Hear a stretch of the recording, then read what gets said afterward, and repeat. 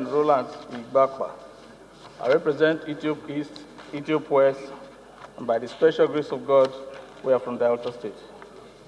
Mr. Speaker, I hereby move that a bill for an act to make provision for the prohibition of stigmatization of persons who are victims of insurgency or militancy from reintegration with the community, and to provide for the prosecution and punishment of any person or group of persons who stigmatize such victims with a view to uphold and protect their fundamental right to dignity and free association as provided by the Constitution of the Federal Republic of Nigeria and for related matters. I beg to move.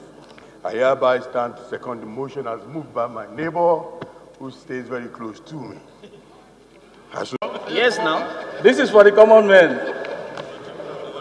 This bill, as rightly enunciated by our dear Speaker, seeks to make provision for the prohibition of stigmatization of persons who are victims of insurgency or militancy from reintegration with the community, to provide for the prosecution and punishment of any person or group of persons who stigmatize such victims with a view to uphold and protect their fundamental right to dignity and free association as provided by our dear Constitution of the Federal Republic of Nigeria.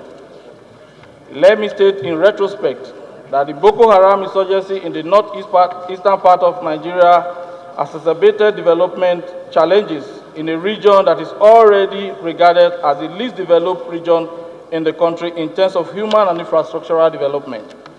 In fact, it is on record that in the course of the activities of Boko Haram sect, many homes have been destroyed and thousands of people killed and displaced. A key challenge now before the Nigerian state and non-governmental actors working in the region is how to reintegrate over 2 million internally displaced persons who are victims of the Boko Haram insurgency.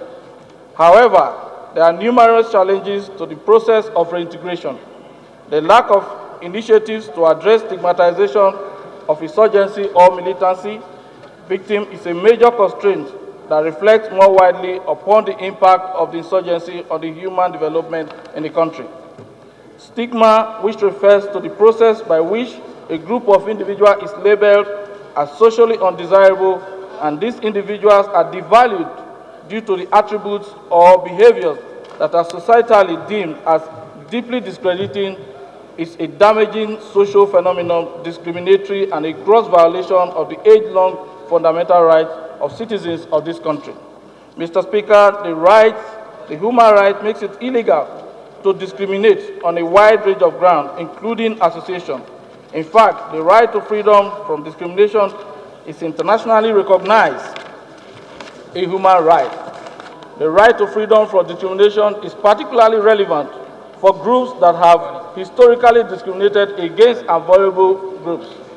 Section 42 of the Constitution of the Federal Republic of Nigeria, 1999 as amended, specifically provides for the right to freedom from discrimination, while every individual, according to Section 34 of the said Constitution, is entitled to respect for dignity of his person. Therefore, in the case of victims of insurgency and militancy in Nigeria, apart from the fact that stigma has negative effects on health outcomes, including non-optimal medication adherence, lower visit adherence, higher depression, and overall lower quality of life, it is also a gross violation of their constitutional right. Moreover, Mr. Speaker, the psychological consequences of stigmatization of victims of insurgency and militancy is that such victims of ongoing violence in Nigeria may suffer severe cognizant misfunction, depression, panic disorder, generalized anxiety, and psychological illness. Mr. Speaker and distinguished colleagues, there is the belief within some segment of Nigerian society that the government-led de-radicalization process, which involves debriefing, retraining, and readjustment of victims to a civilian lifestyle, is a necessary precondition for the reintegration of those who spend time with Boko Haram in captivity. The provision of the conducive environment which endangers substantive livelihood for victims of Boko Haram and reintegration ex-insurgents will help to prevent radicalization, violence, extremism in the future.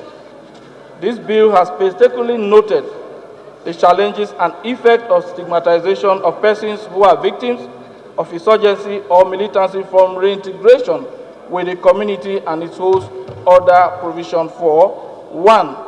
The protection of the fundamental right of victims of insurgency or militancy, prohibition against stigmatization and punishment or penalty against persons or group of persons who stigmatizes.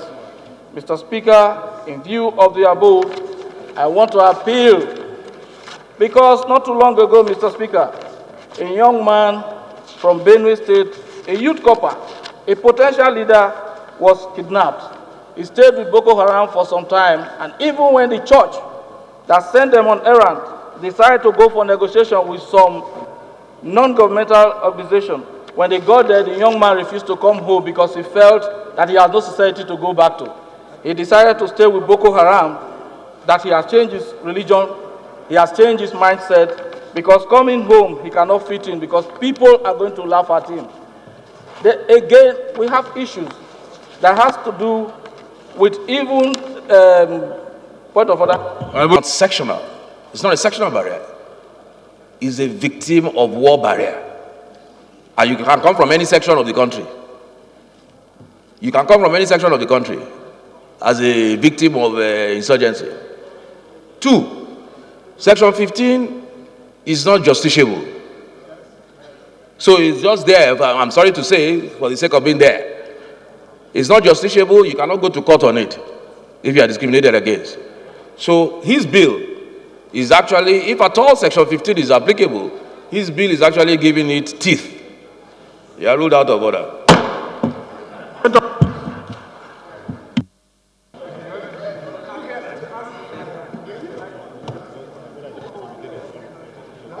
Constituency.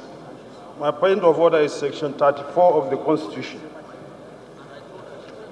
Section 34, every individual is entitled to respect for the dignity of his person, and accordingly, A, no person shall be subjected to torture or to inhuman or degrading treatment.